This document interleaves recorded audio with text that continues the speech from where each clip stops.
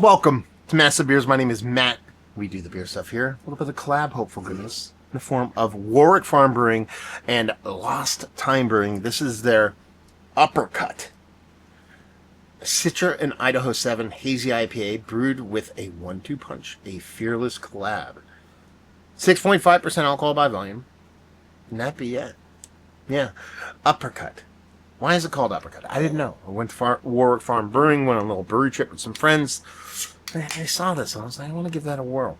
But I didn't want to drink it at the brewery. It was the first stop of many. And, my whole plan of attack when I'm brewery hopping is keep it below 5%. So I picked it up and started talking to him. I was like, why is it called Uppercut? Thinking to myself, talking to the taproom manager. Lost time. Where are they? They're right across the street from the Rocky gym from the Rocky movies in Philly. At least I don't know. That's what I was told. If that's not the case, bad info to given to me. So it kind of makes sense. An homage to the Philly time. So yeah, let's see what the sucker has to offer. 6.5%, Idaho 7, Citra.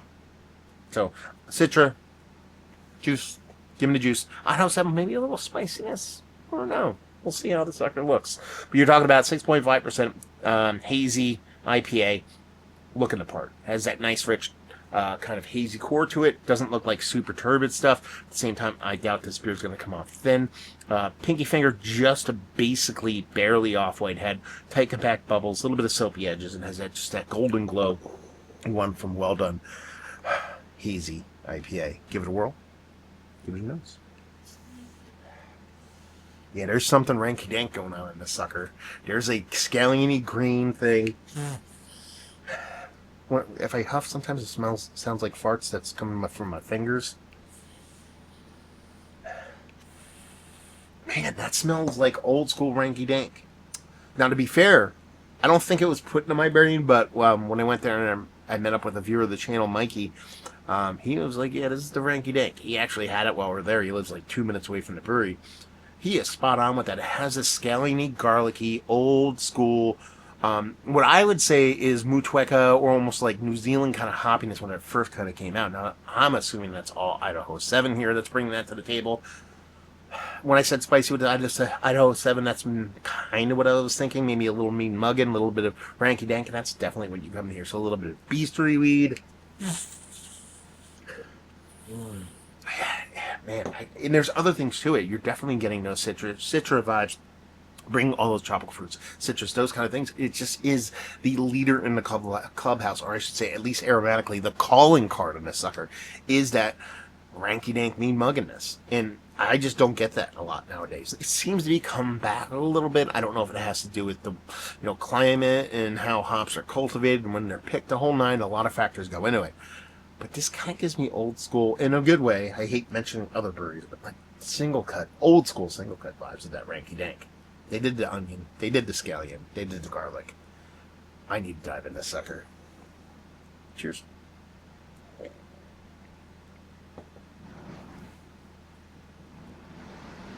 That's delicious. That's absolutely 100% delicious. In the sense that it is those kind of ranky-dank beers that I remember pre-COVID times or even pre-2016 times.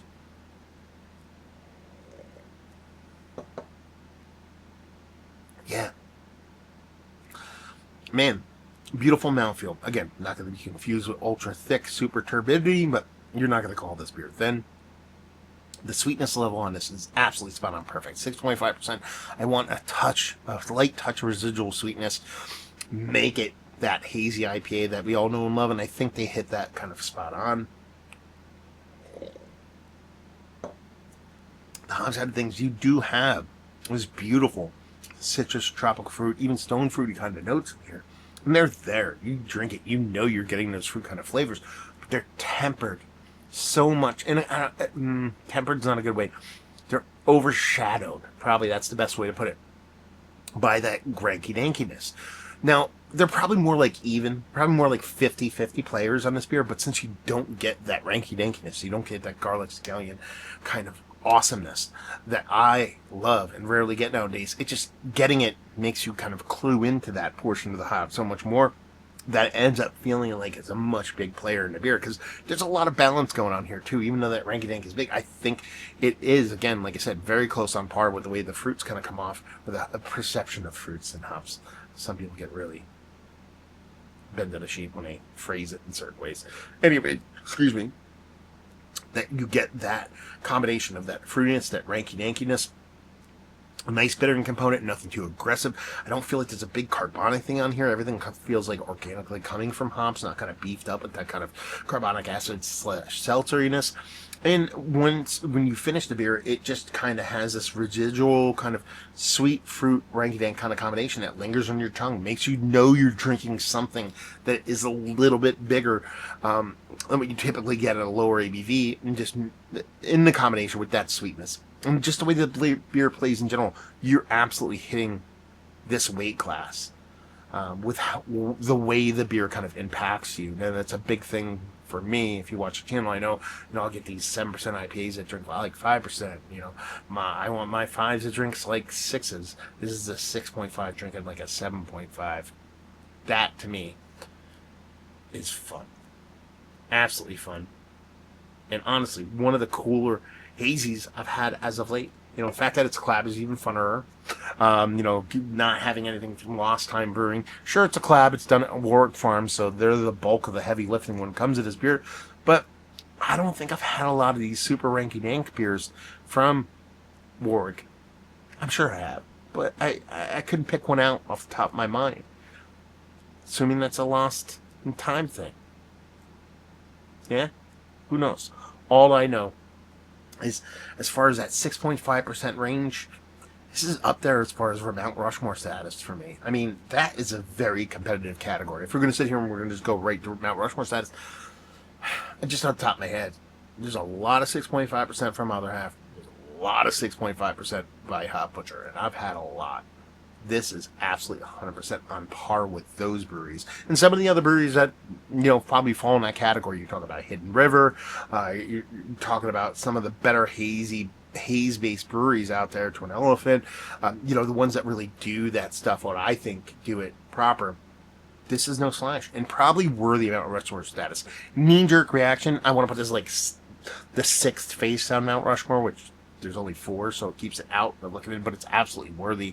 We're going to put it on there. Yes, it is. One of the better 6.5% hazy IPAs. Let's caveat this a little bit. That show that Ranky Dank bittering. It's 100% up there with that.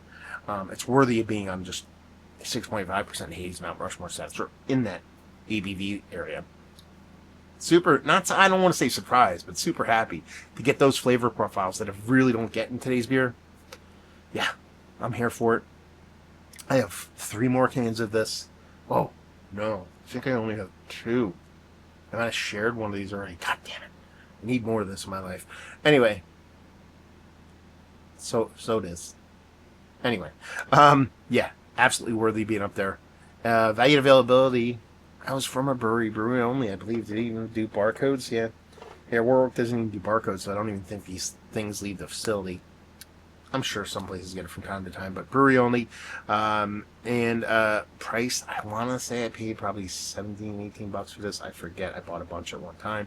Leave you with, if you like what we like this. If you like those old school, pre-pandemic, single cut, garlicky, scalliony, Southern Hemisphere hops that showed this cool Ranky Dank expression, and you miss that, you will love this. I think if you like haze, you'll like this in general. Some people that are a little bit afraid of that bittering and Ranky Dank might not be their cup of tea, but in general, fantastic hazy IPA. But man, bringing back that old school funk, old school Ranky Dank. That's it. You'll find it there. So there you go. We're reviewing the books. Hopefully you enjoyed. Let's see, Massive Beers if you want to check me out doing the social media stuff, Beer Massif, podcasting stuff, and yeah, Warwick Farm. Have you been to the brewery? Have you had their beers? Have you had this beer? Lost Time Brewing. Have you had their beers? I don't know anything about them. Clue me in. Let me know all and everything of all that stuff's below. Hopefully you guys enjoyed the review. Hopefully you're enjoying some local Ranky Dank. Hope we'll see you next time. Cheers.